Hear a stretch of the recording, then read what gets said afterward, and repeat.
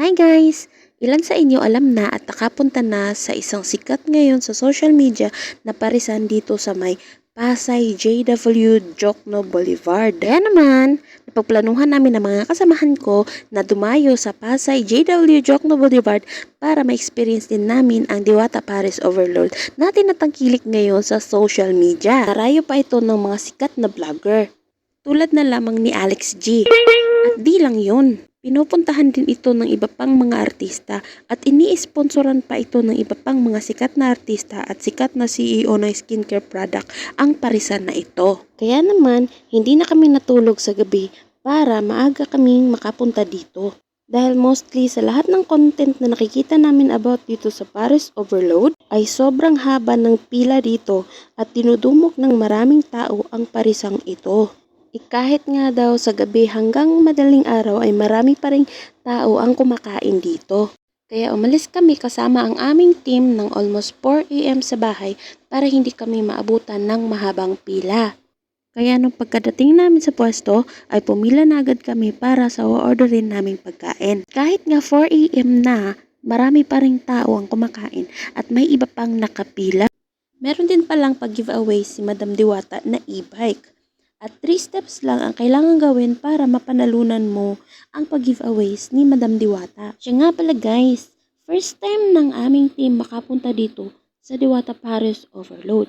Kaya hindi pa namin alam ang proseso ng pag-order dito. Halata naman sa video na hindi namin alam kung saan ang pila para sa food na orderin namin. Basta na lang kaming pumila dahil sumunod lang naman kami sa mga iba pang pumipila.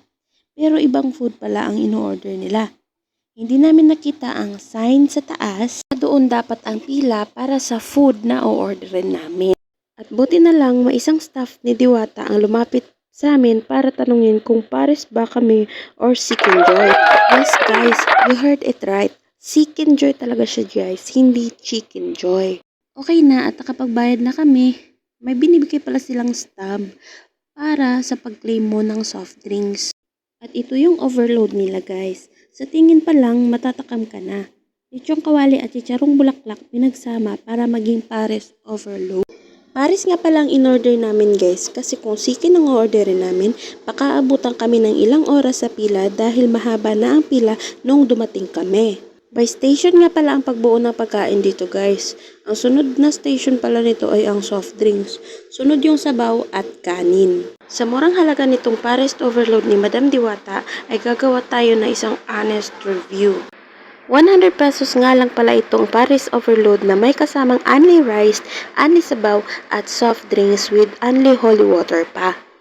Yes guys, 100 pesos nga lang ito. Only rice na at only sabaw pa.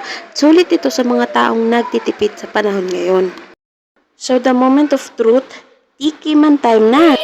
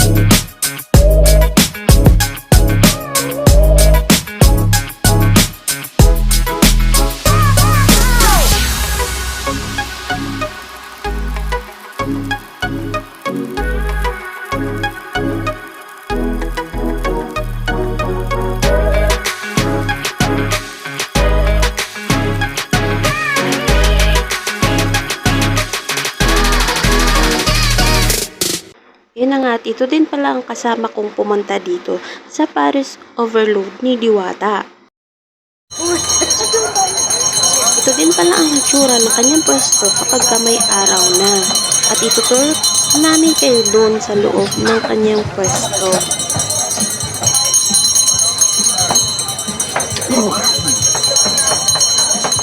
Tara, pasok tayo doon.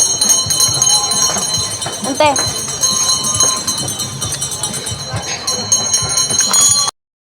At Naispatan nga namin si Madam Diwata kaya dali-dali kaming papunta sa kanya. Dahil guys, hindi lang kami ang nag-aabang kay Diwata kundi pati rin yung mga kumakain dito. Ayan na! Tapos na ako nakapagpa-picture. Video sa akin, madam.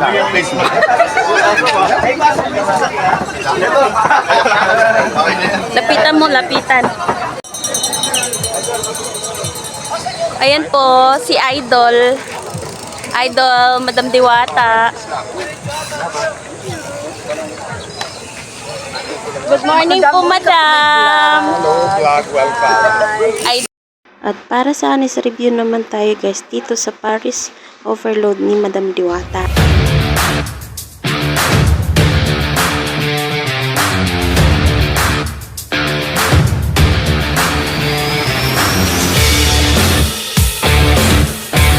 Para sa akin guys, ang lasa ng Paris na pork Paris ni Diwata ay okay lang at masarap naman siya. Sa halagang 100 pesos, may only rice, only sabaw at soft drinks pa. Isulit na to para sa mga taong nagtitipid. Kaya sa hindi pa nakapunta dito, pumunta na kayo dito.